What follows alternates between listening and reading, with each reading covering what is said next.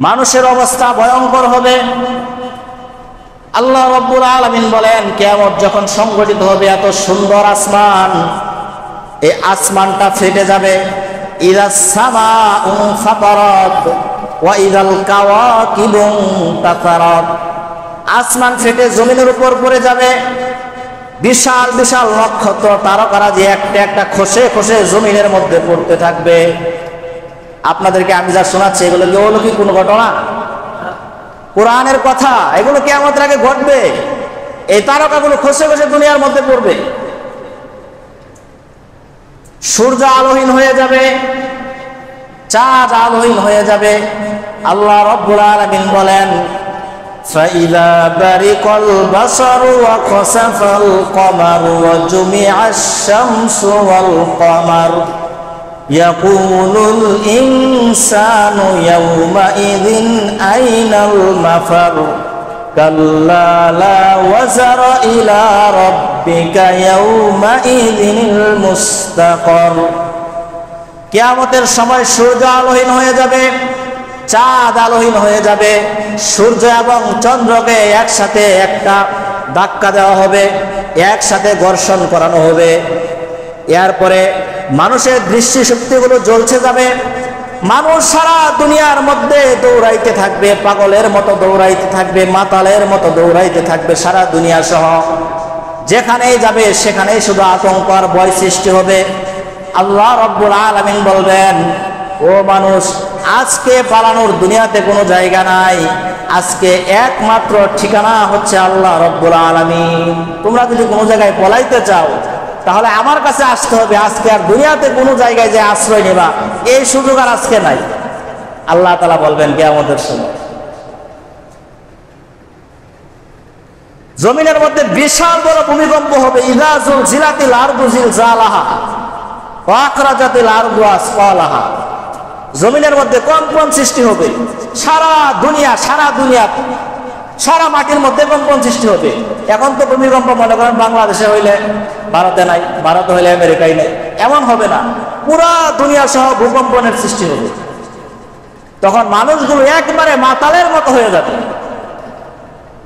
এরকম মাতালের মতো হয়ে দৌড়াইতে থাকবে, নেশাগ্রস্ত হয়ে দৌড়াইতে থাকবে, কিন্তু আসলেও তারা মাতাল হবে না।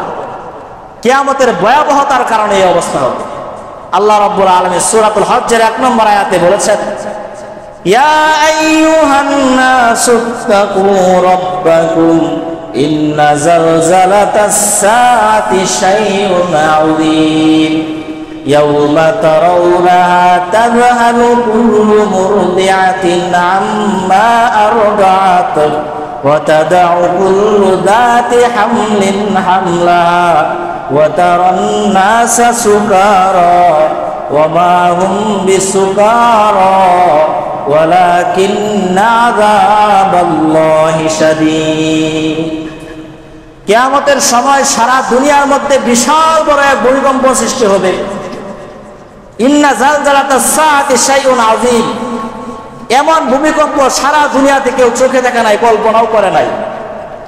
এরপরে কি হবে ওই সময়টা?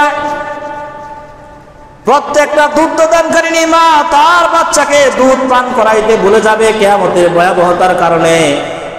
দুনিয়াতে মানুষ যত পেরেশানি হোক না কেন, মা কিন্তু বাচ্চাকে দুধ পান করাইতে কোনো সময় ভুলে না।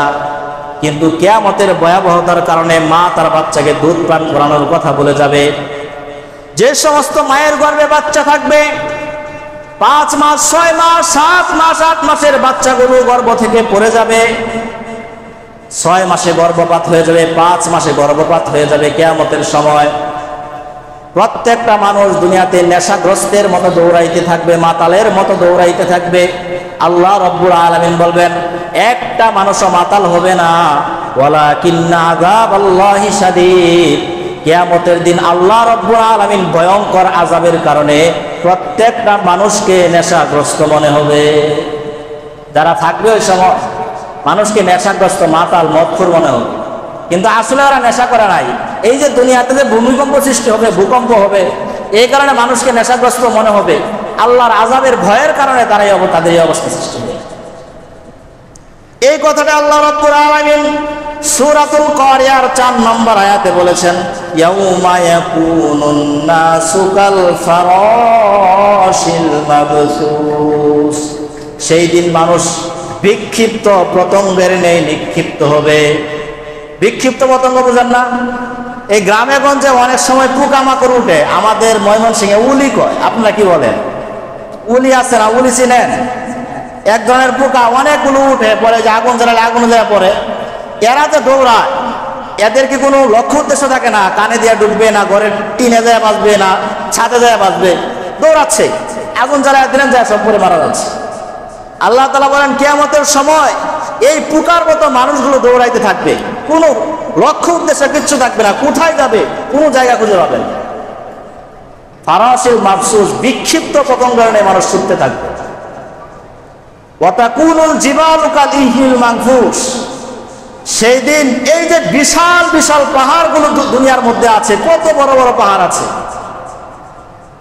হাজার হাজার মাইল উঁচা পাহাড় আছে, এই সমস্ত পাহাড়গুলো কিয়ামতের সময় সিংহায় ফুৎকার দেওয়ার সময় ধুনিত তুলার ন্যায় আসমানে উঠতে থাকবে। ধুনিত তুলা বুঝেন? ল্যাপ বানায়, তোষক বানায় না, বানানোর পরে তুলার মধ্যে যখন বাইরে হয়, কিছু তুলা উপরে উঠে না, কিছু তুলা উপরে উঠতে থাকে। এই পাহাড়গুলো চূর্ণ বিচূর্ণ হয়ে আকাশে উঠতে থাকবে। চিন্তা করতে পারেন কি ঘটবে দুনিয়াতে? আল্লাহ রাব্বুল আলামিন বলেন, ইয়াসআলুনাকা আনিল জিবাল ফাকুল ইয়ানসিফুহা রাব্বি নাসফা ফায়াযারুহা কা'আন সাফসাফান লা তারা ফিহা ইওয়াজাও ওয়ালা আমতা। যে তারা আপনাকে পাহাড় সম্পর্কে জিজ্ঞাসা করে যে কিয়ামত যখন হবে এই বড় বড় পাহাড়গুলো কি হবে, আল্লাহ বলেন, ও নবী আপনি বলে দিন, এই পাহাড়গুলো কিয়ামতের দিন তুলার মতো উঠতে থাকবে, আমি সারা দুনিয়াকে তছনছ করে দিব এবং সারা দুনিয়া একেবারে সমতল ভূমিতে রূপান্তরিত হবে। লা তারা ফিহা ইওয়াজা ওয়ালা আমতা, কিয়ামত সংঘটিত হওয়ার পরে পুরা দুনিয়ার মধ্যে কোনো উঁচা নিচা জায়গা থাকবে না, পুরা দুনিয়া হয়ে যাবে সমান প্লেন, একবারে সমান, কোনো পাহাড় থাকবে না, কোনো পর্বত থাকবে না, কোনো টিলা উঁচা জায়গা থাকবে না। এরকম ভাবে আল্লাহ তাআলা দুনিয়াটাকে তছনছ করে দিলেন। আজকে সময় শেষ, ইনশাআল্লাহ সামনে 5 আয়াতের ব্যাখ্যা সামনের জমায় বলবো। আরেক আয়াতের মধ্যে আল্লাহ তাআলা বলছেন যে, এই যে মনে করেন খাতা যেমন ভাঁজ করা হয়, একটা খাতাকে আমরা লেখার পরে এভাবে বন্ধ করে দিই, কাতাই সিজিল্লিল কুতুব, একটা খাতাকে লেখার পরে আমরা এভাবে বন্ধ করে দেই। কিয়ামত যখন হবে আসমান এবং জমিনকে আল্লাহ রাব্বুল আলামিন খাতার মতো চাপ দিয়ে বন্ধ করে দেবে, কোনো অস্তিত্বই থাকবে না এগুলো।